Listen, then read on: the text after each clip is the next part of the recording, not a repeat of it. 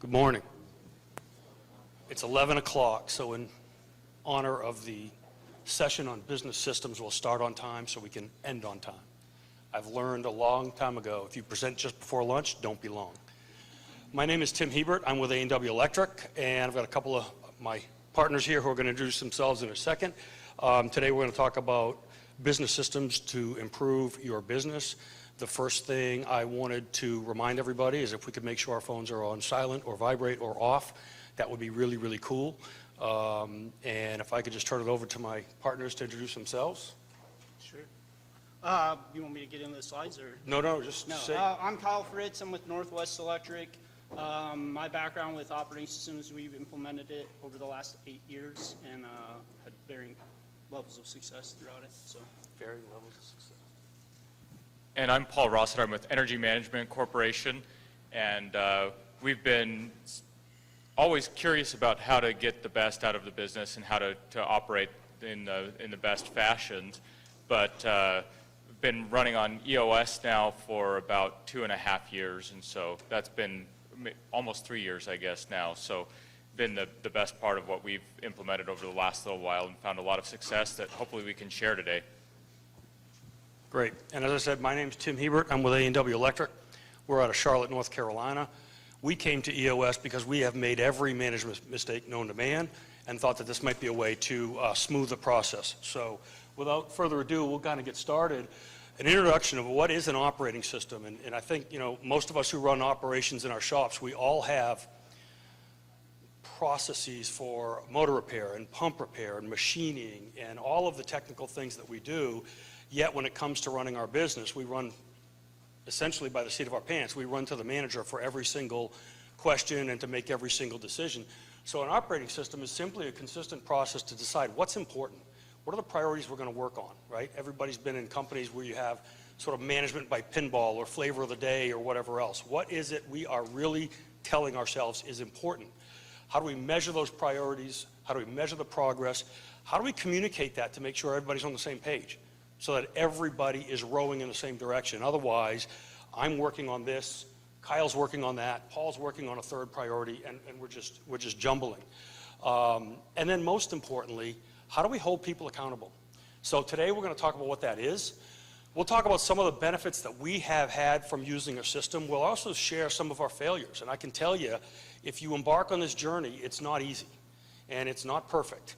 And you're not going to come out of the chute with a smooth, on target, on agenda, perfect meeting, perfect priority, perfect participation. It's a process, and you have to be committed and patient to the process. So we'll share some of those things that have worked well for us.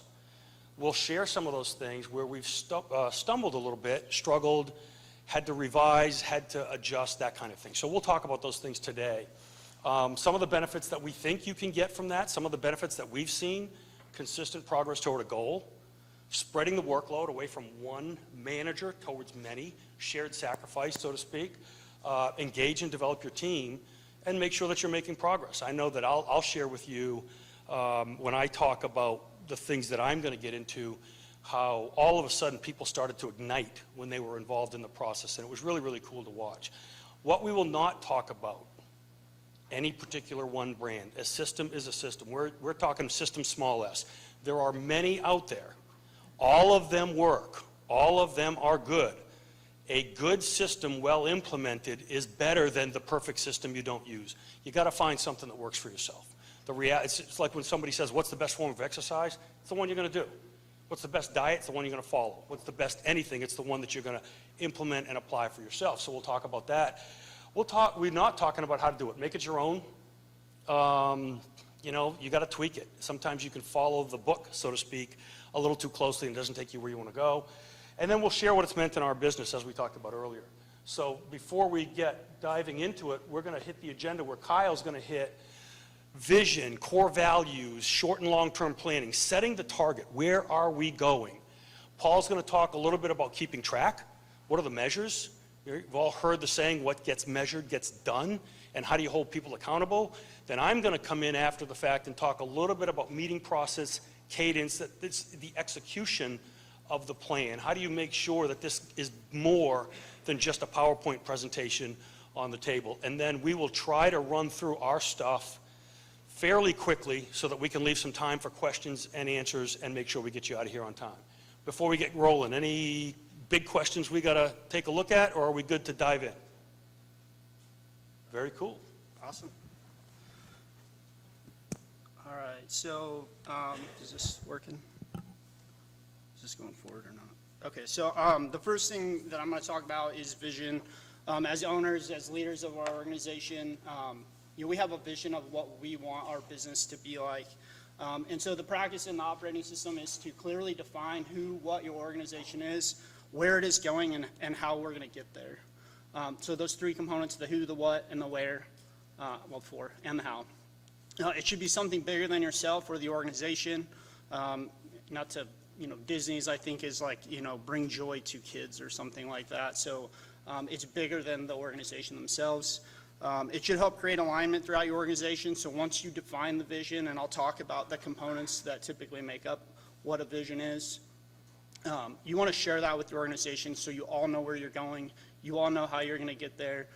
You all know what you're doing on a day-to-day basis. And again, it should guide you in decision-making throughout the organization. Are you making decisions that lead to that vision? Some terms, again, talked about brand agnostic. It's a VTO in one system. It's a business plan, strategic plan, et cetera. So, all right, into the components. So some key elements, core values, core focus, BHAG or big, hairy, audacious goal, or a long-term goal for another term. What's your marketing strategy? What's a 3-year picture? What's a 1-year plan? And then quarterly rocks or objectives. And then lastly, issues. So I'll go through each one of these. So what are core values? They're the timeless guiding principles of your company. You should hire, you should fire, you should reward and recognize people based off of those things. They should help, again, find like-minded individuals. It'll define your company culture and who you are as people. So when you hire someone, make sure that they fit those core values, because otherwise you're gonna create conflict with an organization, or they may not last. Best practices have the 3 to 7. You can't really retain anything more than 7. There's statistics that say you can't really focus on anything more than 3 to 7 at one time. So if you can keep it short and sweet, again, it should be shared and then backed by real-world examples. You should be able to look back in your organization's history and say, this is an example of us living that core value. And it's not so much important as to what they are, but that they're defined. That they're defined and that you live them. So it may not matter that it's, maybe it's honesty or integrity or whatever. It's not so much matter what it is, but if it's defined and clearly shared and lived by all of the people within your organization. Core focus, it should answer the question, why are you in business? Why are you here? What are you doing? It's also known as a mission statement, a vision statement. It's your core business. Another term they've used in these systems is the hedgehog, if anybody's familiar with that. It helps you avoid the shiny object. Decide your focus and be that. If you're a heart surgeon, be a heart surgeon. Don't try to be not a radiologist or something else. Be a heart surgeon. Be who you are. So a 10-year target or a BHAG, whatever you want to use, is again a big, hairy, audacious goal. It's the #1 goal. It's the one target that everyone in the organization should be working to, should be driving towards. Usually it's 10, 15, 20 years out there. It's something that is really like a moonshot for another term. It's really set something out there that's going to push you. It's going to stretch you. It's going to stretch your organization, challenge you. And again, it helps provide the long-term direction to the organization. So you know where you're going, you're sharing that vision, everybody's on board. Next, a marketing strategy. It helps to identify who your target market is. Who's your perfect customer? Who are they? Where are they? And what are your customer? What do they look like? Sociographic, demographic, psychographic, all of those kind of things can play into who your target market is. You should also identify what your uniques are, your differentiators, your value proposition. It's the distinguishing thing between you and your competition. Best practice, again, from our experience, is to have kind of 3 different things that set you apart.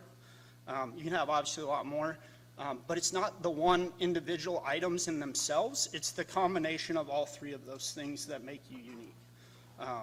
Anybody can say I have on-time delivery, but is there a price guarantee? Is there something else that you package with that distinguishes you from somebody else? You should have a proven process, or best practice would be to have a proven process. So what can customers expect when they work with you? What does that look like? And it doesn't have to be super detailed. It's more high level. It may be 5 or 6 steps that they experience, but define that and make sure everybody's on board with what that is. And lastly, a guarantee is part of a marketing strategy. That can be pretty simple. Ours is just we stand behind our work. If we mess up, we do something wrong, we're going to fix it. If we do it right and we know we did it right and we can prove it, then we're going to say that.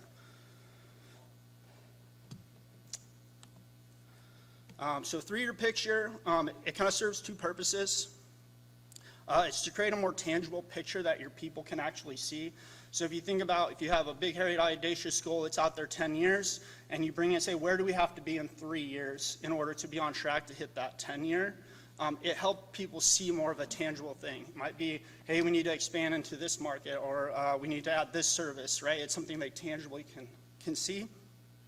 And then it helps you with the 1-year planning process, which is the next slide. Again, just like any goal, it consists of a future date. You have a time frame that you're putting on it. You want to set a revenue target. What's the revenue you're trying to generate, and what's the profit out of that? It should consist of roughly 10 to 20 bullet points of what that organization will look like. So again, you're creating that picture for your people.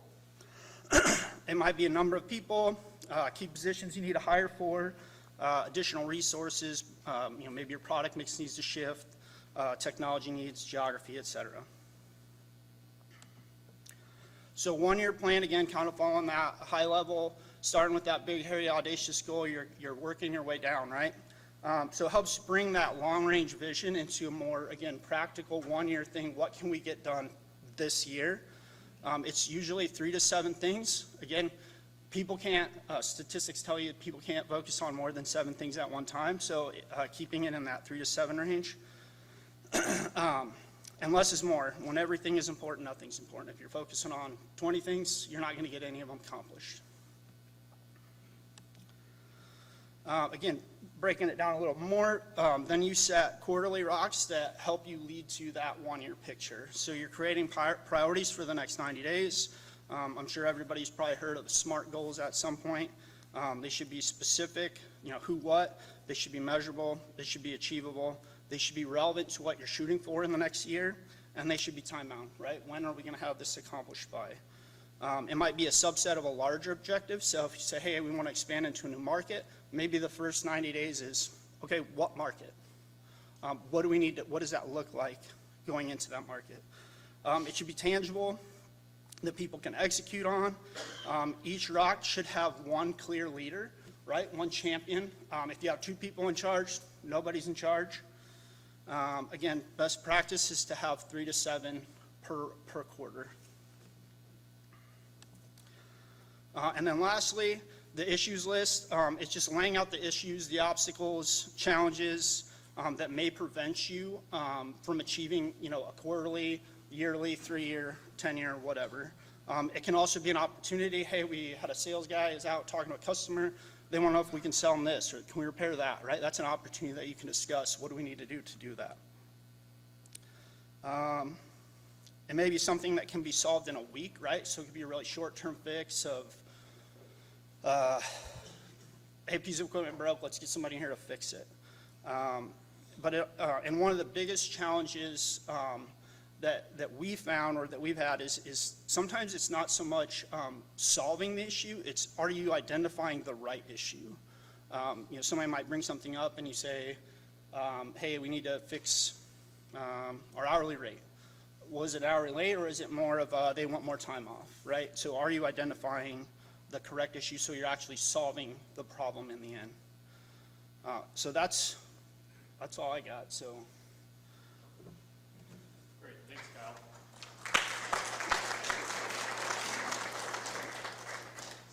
So I hope that you catch some of the vision there from that, because to set a vision as a company, that's how you start getting people really excited about being a part of your team.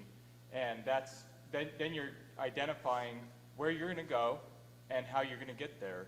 And that helps to bring everybody in alignment. So starting, I don't care what business system you use, if you don't have a clear direction on where you're going or a vision for where you want to go, it's really hard to get the whole team connected and wanting to pull together and move towards the future. So I'm going to talk a little bit about people now and the data side. I was preparing for this, and I came across a study that was emailed to me, that 82% of electrical distributors, their number one issue over the next 10 years is identified as people. Getting the right people. Is there anybody that would disagree that you've got more people than you need? If you do, there's plenty of other people that will take them up, right? We can solve this issue internally, but my suspicion is that each one of us are going to be dealing with identifying and finding the right people to fill the critical roles of our business to keep the industry moving forward.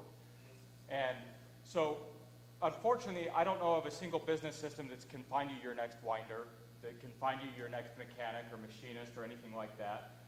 But there's tools and systems that can be had and used to help you get your team excited about the future and moving together, and I think it helps with attracting and retaining, even though it may not bring them to your doorstep. So, Jim Collins and the Good to Great research team, they brought up this whole concept. A lot of the business systems just rob the best practices of every other book and then put them into a usable system. We use EOS. I think these guys use EOS as well. So if you hear me talking EOS terms, it is totally universal, because EOS just robbed a bunch of stuff from Jim Collins and Patrick Lencioni, and then they pulled it all together. But the idea of getting the right people on the bus in the right seats is something that was brought up as a critical success factor in Good to Great many years ago, and I think it's still a true principle today. So identifying the right seats and identifying the right people that fit those seats is a big piece of how you get the business moving forward, and getting those clear roles and the accountability structure is subsequent to that. So if you feel like you have to do everything, you probably have some people issues. If you don't feel like you've got a team that's pulling alongside with you, if you feel like you're in it alone and you have to grind through every day and every hour, you probably have some people issues. So you'll never have enough time until you have the right people in the right seats, right? You're doing all the seats. You're doing all the roles. But you can't get the right people in the right seats unless you have the right structure. So I really like this concept here of, in order to get to where you really trust people and that they're working through the issues with you and they're running the business and running through the pieces that, without your oversight and insight every minute, you have to start taking a step backwards. So in order to get trust, you need to go through what we would call LMA, or leading, managing, and holding people accountable. You need to have a right system or practices, best practices for holding people accountable if you're going to trust them. Because you want them to return a report. You want them to go and execute and then return a report and keep things moving forward. In order to get to that, you have to be able to be realistic with yourself and say, I can't do it all. I can't be successful myself. I have to delegate to others in order to elevate the business and to elevate them. Until we delegate to people, we're not going to be able to allow them to rise to their best person either, or their best capabilities. So then another step down is the people analyzer. Do you have the right people fundamentally? Do they match your core values? Are you aligned on what you really fundamentally believe in? Because that's a great litmus test for decision making in business. When you come back to your core values and you tie in and say, hey, I really believe this, and this is fundamental to who I am and who the company is, and then you get the right people that are the same, share those same values, decision making and delegation becomes easier. the last piece of that, I'll go into the next piece, but then there's the accountability chart. It's essentially an organization chart that then brings in, here's what the roles and responsibilities are for these individuals. So some key people tools that would come from EOS but would be equivalent in other operating systems. There's the accountability chart.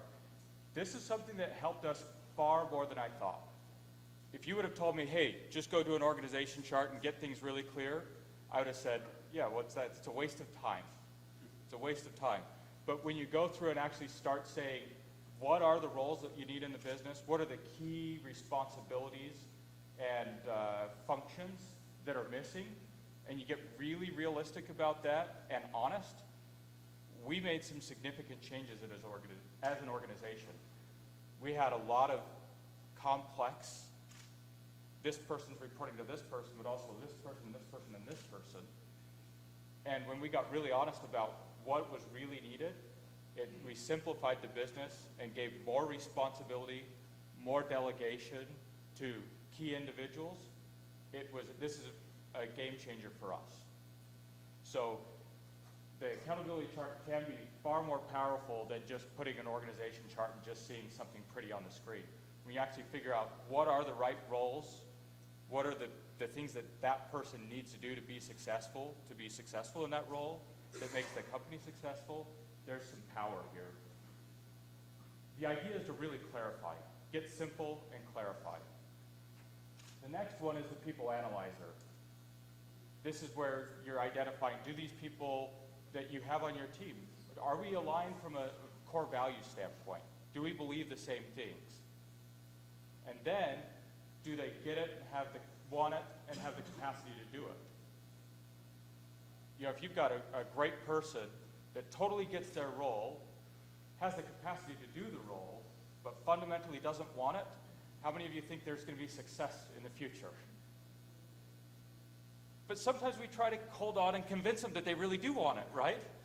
And that's hard because, you know, we need good people and they have the capacity to do it, but if they don't want it, you know, you got to get honest on some of these things.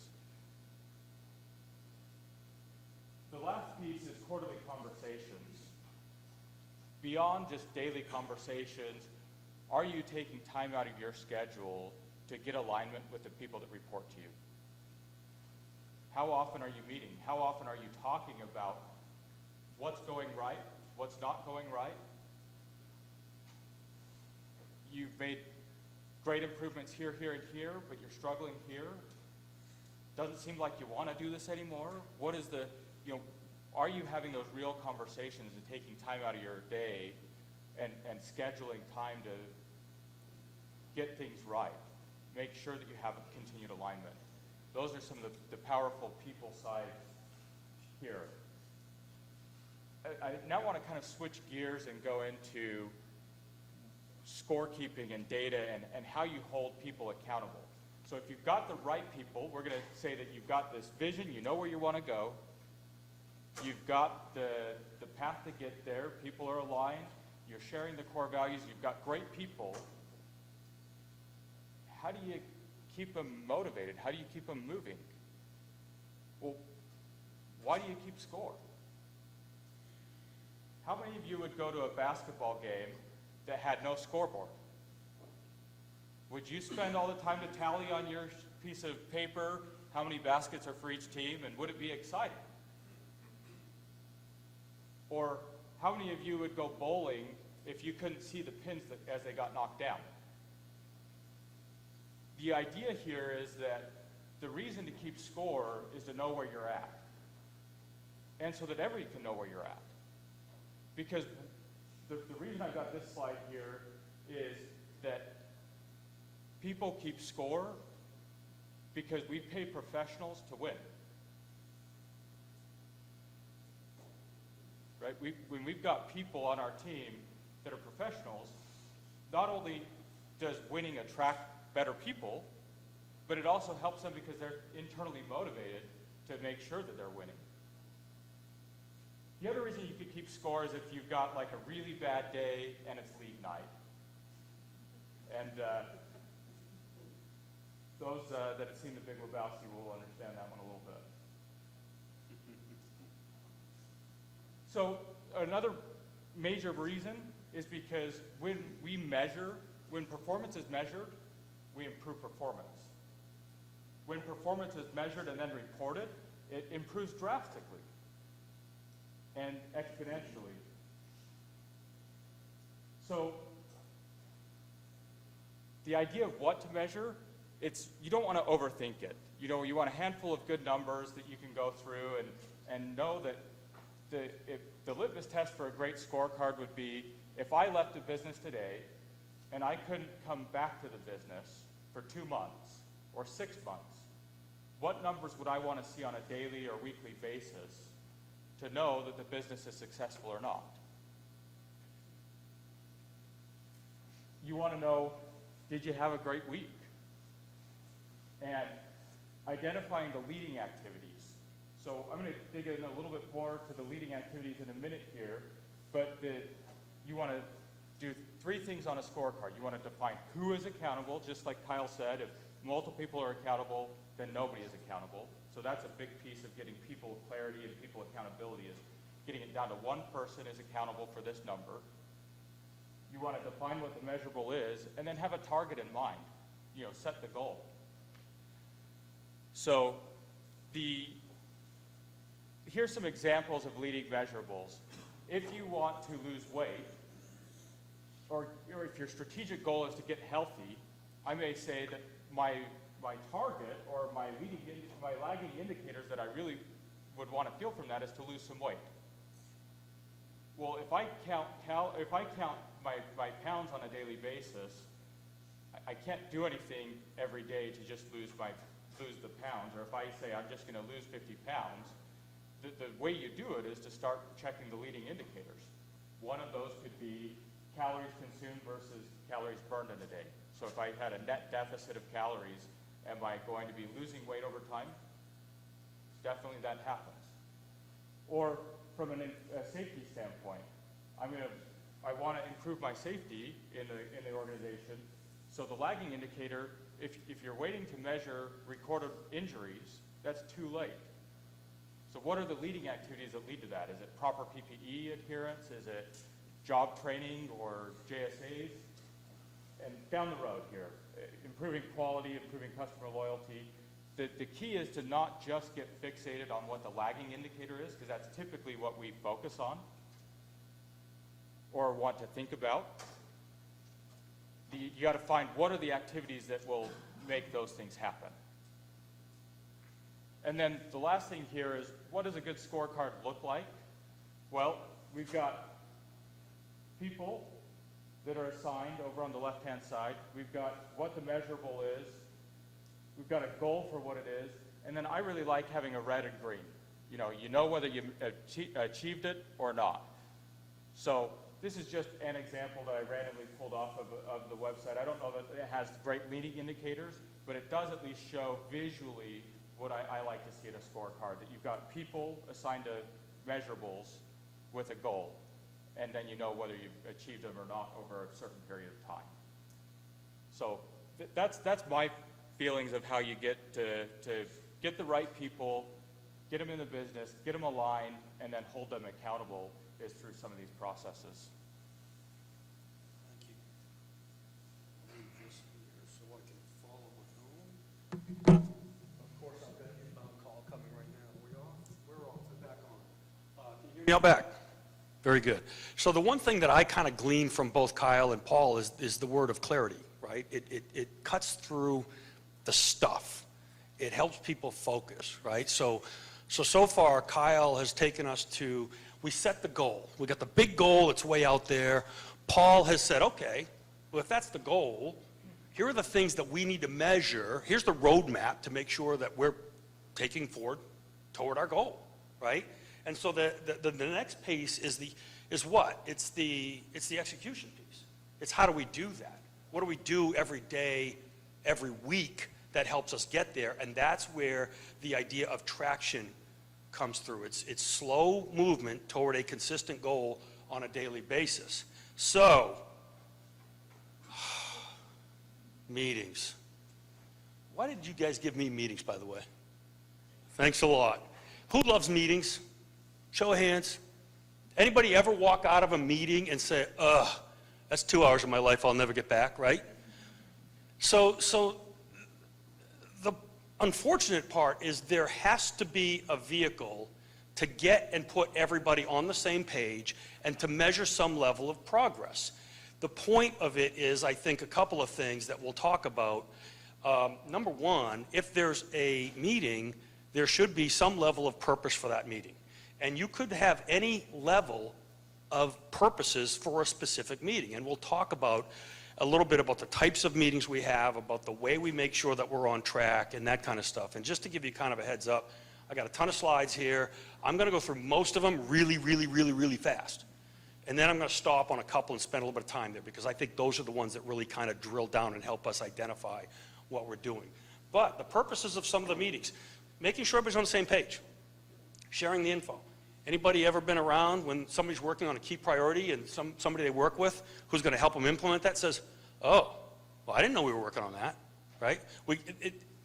Kyle's goal and Paul's measures aren't going to work if we don't all know about it, right? This is part of getting everybody rolling in the same direction, keeping people on track. So if I've got a metric on Paul's scorecard, I need to kind of know where I'm at, and people need to hold me accountable to stay on it. So it's just a continuation of what Kyle and Paul have already talked about. It's kind of how it all ties together.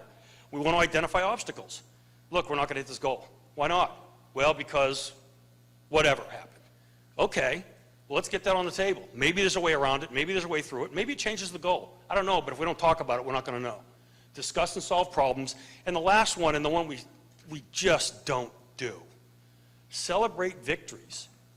Part of what's going to create success in this kind of a process is that people buy in and think it helps, and they think it means something, and they think it works, and they think it makes their work life easier and reduces stress. When you win, let them know you've won. When they win, let them know they've won. They will buy in and dive into that process far more regularly than if you just say, okay, time for the meeting. So we're going to go through these. That's usually the look on my face, right? The dreaded M word.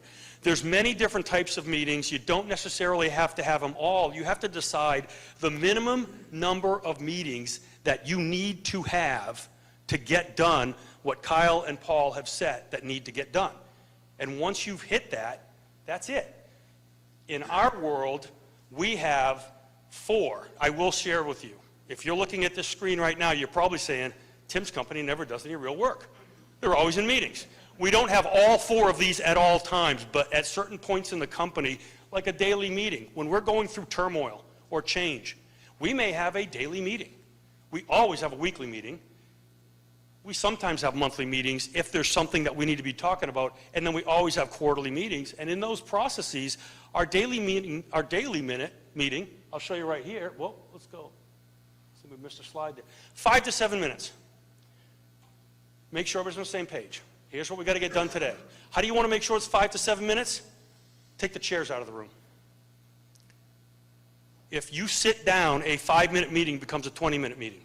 We've talked about that at our place.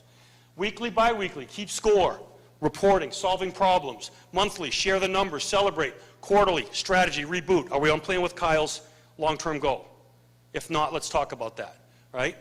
Weekly huddle. That's kind of the workhorse our week. Last week, our key numbers. So that's just a sample scorecard. I got the green and the red like Paul's mentioned. Those are just some key metrics. There's some wins, there's some losses, there's some assignments, there's some things that need to be done. It's just a way of making sure that everybody knows what everybody has to do. What are our wins and losses last week? How are we tracking quarter to date? If you're going to succeed in the quarter, you don't wake up in week 12 and say, we better get going. The quarter is won in weeks 2, 3, and 4, not 11, 12, and 13, right? So what's that urgency that we heard about yesterday that we can create with people to make a move? What are the main objectives? What's our path to success this week? Here's a daily huddle. This is our shop. I will tell you, I designed to make this look like it was really a huddle. I told them exactly what I was doing. Generally speaking, this was our Monday huddle. We generally aren't that happy always on Monday morning. Well, the one who's smiling is. She really is. 5 to 7 minutes standing, no fluff, same agenda every week, same topic, what has to get done today. More importantly, at the bottom, what does each team member's role in accomplishing that goal? Nobody can walk away from that meeting thinking that everybody else is fixing stuff. Everybody has to have something that they have to be either accountable for or something that they're expected to do. What is my role in success? It's letting people know up front, we're setting the expectations that A, if you're here, you will contribute. And B, this task or this series of tasks is exactly what contribution looks like, so there's no mystification. You're doing a bad job. No, I'm not. Yes, you are. No, you're not. That doesn't exist because you've got clarity on what a good job looks like. What's my role? Weekly meetings are kind of the workhorse, right? And so these are groups, smaller groups often, sometimes cross-functional, where you select members. Not everybody has to be in this particular meeting. This may be a conversation about how are we, and we'll talk specifically at the end of this about who you should want in that meeting and who you shouldn't want in the meeting. Specifically, how are we doing? And for that to happen best, there has to be a certain machine to the meeting. And by that we mean same day, same time, same length, standard agenda. There's no spending the first 5 to 7 minutes figuring out what are we going to talk about today. Everybody knows every week. It's not the same issues, we hope, because if it is, that's a failure, right? We're not moving stuff forward, but it's the same sequence of events. It's a scorecard review. It's a, are we on track? It's obstacles. It's issues to discuss. It's next steps. It's did you get your to-dos done from last week?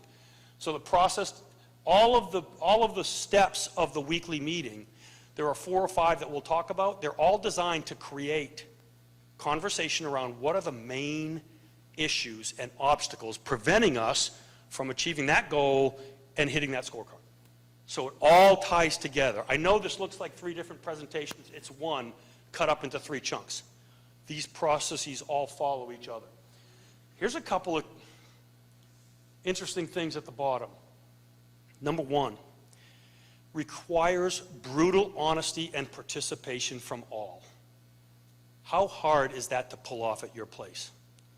How many have been in groups where there's one, I'm not going to call that person a bully, but a strong personality, dominates.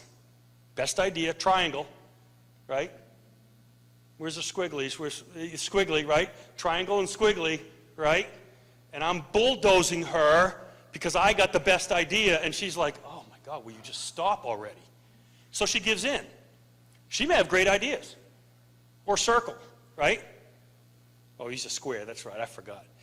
And we don't get that feedback because we don't pull it out. If you're the facilitator of that group, it is your job to pull feedback out from everybody and to call it on the bully.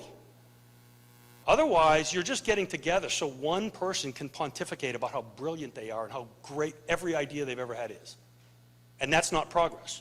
Meanwhile, 5 or 6 people walk out of there and they're like, oh, that was a lot of fun. Great. Requires brutal honesty and participation from all, and that's an action item on the facilitator to bring that out. And specific action items for all at the end of the meeting. Everybody walks out of this with something to do. This is the part that's been our experience. One of my experiences has been really helpful, I think as Paul mentioned, in helping me share the workload, right? He said, if you don't have enough time to do stuff, you probably have people problems. I was public enemy number 1. I didn't have enough time because I was doing everything, because I wasn't sharing anything and I wasn't demanding anything. And this process has really helped me spread that out and not be the savior when somebody struggles. And we'll talk about that as well.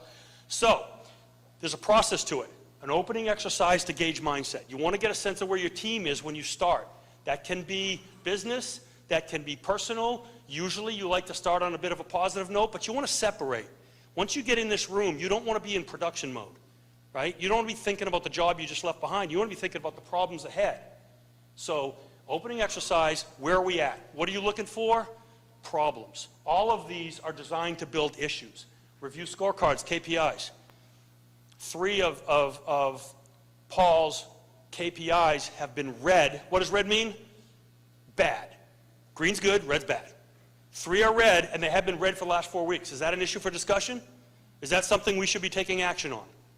That's what that point is. Individuals report on their key accountabilities. You talk about wins and losses. You make sure the to-dos from last week were done, and all of this develops issues for discussion and solving. The meeting is not successful if you don't solve the issues, right? What is the issue? We ask whoever brings up the issue to state in a few sentences. What do people usually do?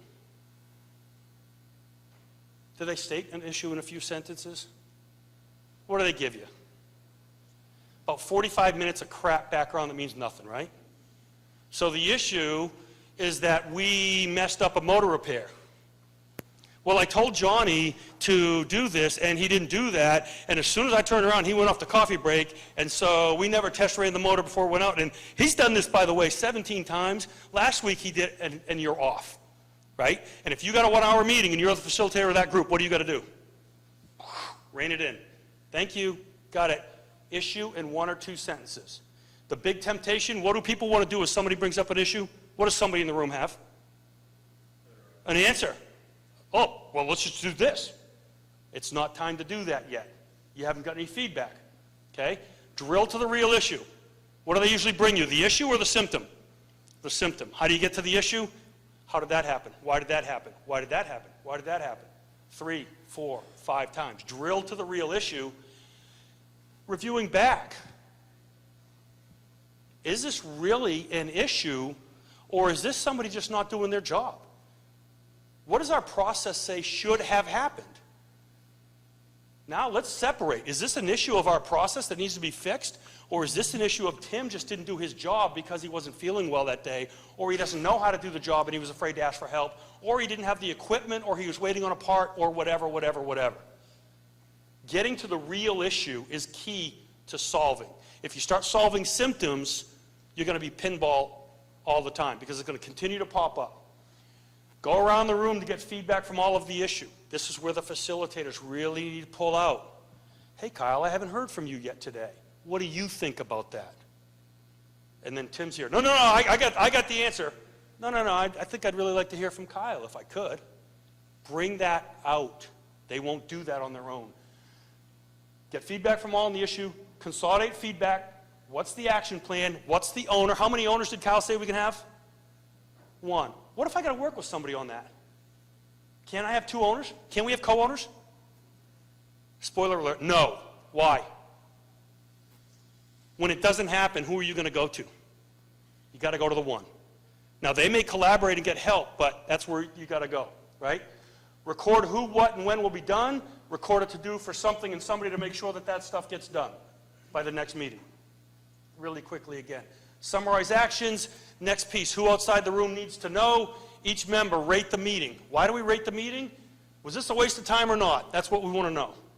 If people are telling you it's a waste of time, you got to review your meeting process. The other thing is, if everybody rates it really, really high and one person rates it really, really low, what's that indicate? Potentially. This is the audience participation portion of the program. You got a people problem or you got a team problem. Somebody is not seeing what everybody else is seeing. Somebody's not feeling what everybody else is feeling. Maybe that's an issue, maybe it's just an outlier, but it's something that you want to have your radar up. Getting the meetings right is hard and takes practice. We struggled with it. We still struggle with it. We've been doing it over a year. It's really hard, and that's my time. Quarterly sessions really quick. A lot of companies use professional facilitators. It's to review strategy, take a look at all the things Kyle talked about. Are we on track? Are we still going the right way? All the stuff that Paul talked about, KPIs, SMART, and all that kind of stuff. And the quick piece is key roles. Facilitator, we talked about that. Other roles, get help. Don't do it all yourself. Who do you want in the meetings? 4 to 6 people is ideal. Too few, no feedback. Too many, unwieldy. Get it. Who do you want? Sometimes it's cross-functional. You really want get-it-done types. You don't necessarily need every supervisor.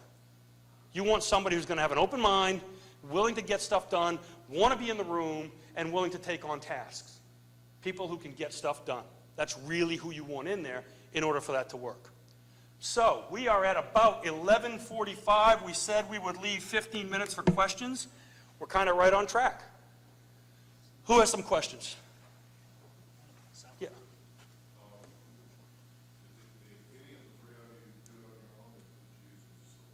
So the question is, did anybody do it on their own, or did we use an outside facilitator?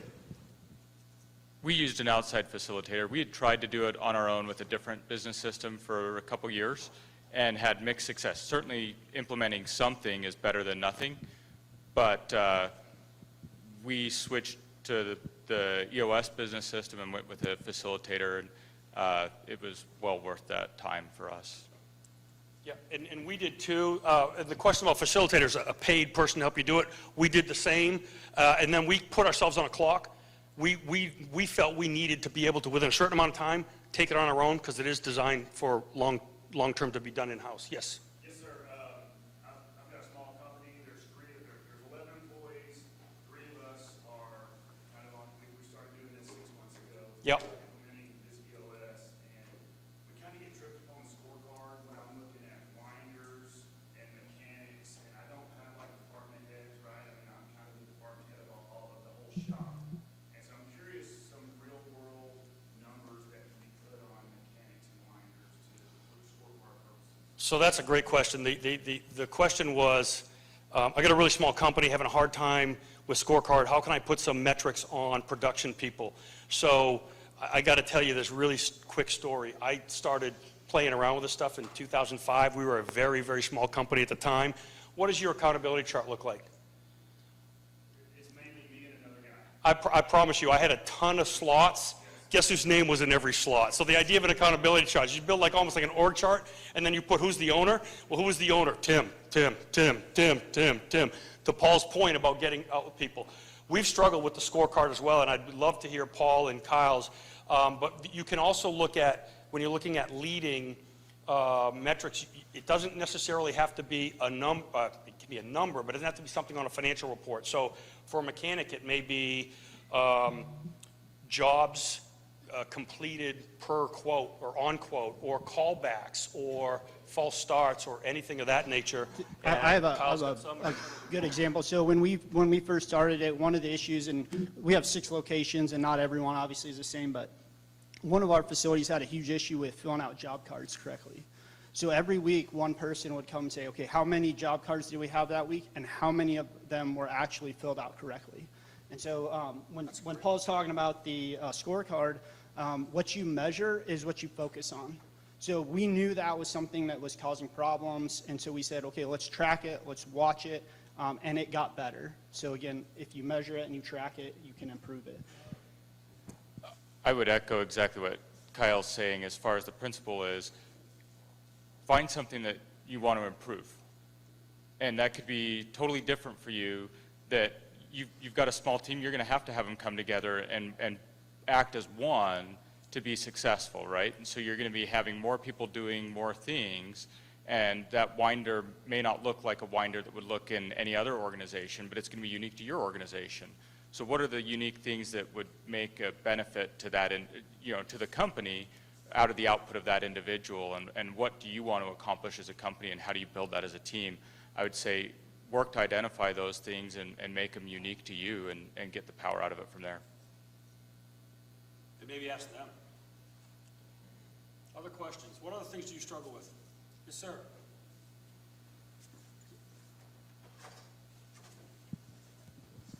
So this is not a question, just a comment. I think you guys really did a great job explaining this. I say that my company signed up with EOS about 10 months ago, I think it's been. And I made some notes. I would tell you the changes. This is for my fellow Easons. I would tell you the changes that we've made, because I would endorse this wholeheartedly. The accountability is certainly very clear, something it wasn't before. A couple of other points.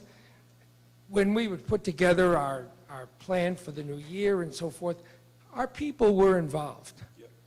But once we started to get into this program, they were no longer involved, they were invested. I don't mean financially invested, but committed in a way that's very different.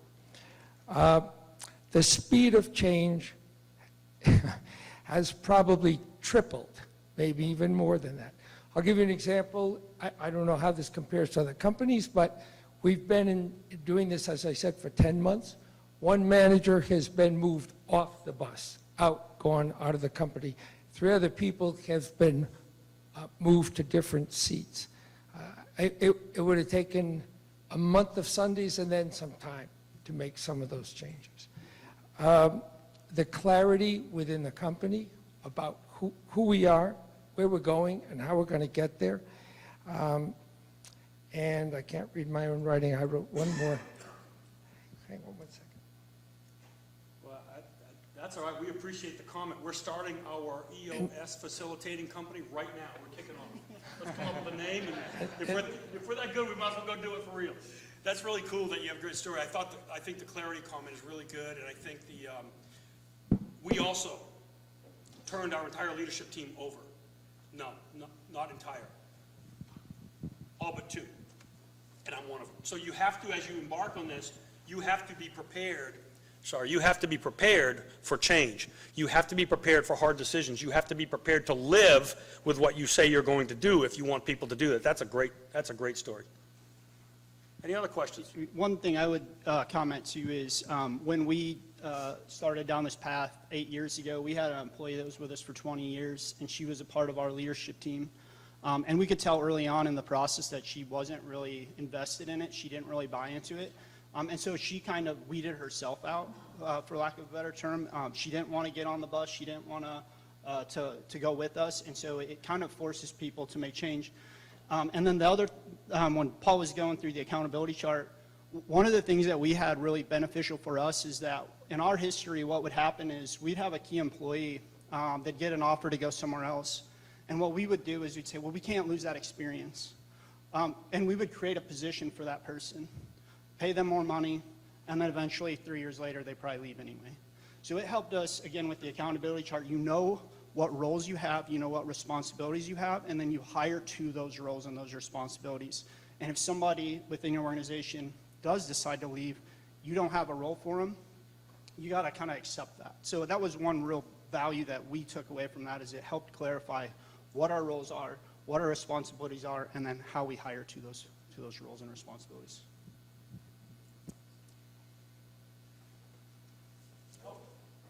Let's go there and then there. You know, What would you guys say has it impacted for us, it took. Repeat the question. The question was, how has it impacted our revenue? The biggest impact for us wasn't even early on, because there is a learning curve. I think it took us about 4 years before we had it kind of from top down through our organization. But the big success came for us when I give the example of hiring or creating a position for someone. So we had set out in our 1-year plan to hire a sales manager, and we had a sales guy that was upset with what he was doing. And so we were like, gosh, should we just move this guy into there, and should we create this role for him? And we ended up saying, no, that wasn't what we planned to do. So we hired the sales manager. And from that decision, our revenue has gone up like 20 or 30% over the last 2 years. So it helped us keep focused on what we said we were going to do. And then those decisions have led to the profit growth, I guess. Any thoughts on that? Yeah, for us, we've had our best revenue use ever after implementing this. Now, I don't know that it's directly, certainly there's correlation, but I don't want to over-attribute anything. But getting alignment and getting everybody pulling together helps. Yeah, I would say that I'm not sure we've been in it long enough, probably 1.5 years, 2 years, to attribute revenue growth. But as an operating system, I can see meaningful impact more in the gross profit calculations and the ability to manage expenses as an execution tool. I suspect over time that it may or may not help with revenue growth per se, but it's going to help us with profit execution. And then you had a question. Yeah, my mind goes to, it's on this revenue topic, so when I think of the 3 years or the BHAG type goals, my mind goes to revenue, right? And growing the top line. And I think a lot of Eastons are different, who shares what within their business. Us, for example, we don't share, we don't own the business we operate, but our owners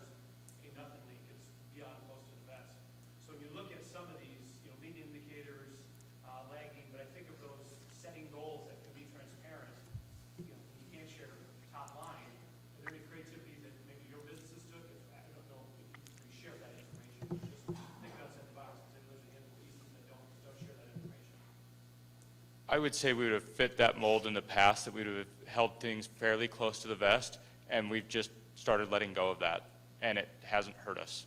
It's made us better. And so as far as that goes, getting the scorecard and getting it public, we share exactly what's in our pipeline from a top revenue standpoint. We share exactly where we're at from a revenue standpoint all the time.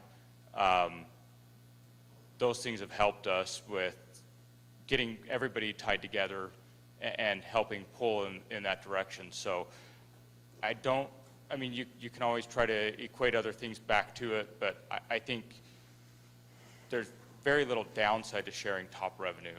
If, you know, the further down the profit and loss statement you get, then I think there's value in being specific on who gets what. But I think top line revenue is valuable. If that is your key indicator that you want to grow, that would be my experience. I think I'm with Paul in that we share a lot of it, but I guess I'm taking from your question that you operate for an owner, so you're not in control of what you share and what you don't. Is that correct? Are there some revenue growth objectives that are not sales, percentage growth, number new customers, number? And you won't share any of them? Right, we can in those aspects. Okay. So we need to base. So Yeah. those lead indicators, which lead to what we want to grow, right, the company as a whole. Right. So, and those are great examples, right? Yeah. Just thinking outside the box of what we can tackle in different aspects. And so we've had to do the same thing, not necessarily because we aren't willing to share, but because, look, some of our systems offer numbers that are more readily available than others, right? And so sometimes you run into this situation where you're spending $1 to track a dime, and it just doesn't make any sense. And so we've had to live with the fact that sometimes we'd rather be able to find a number that's readily available.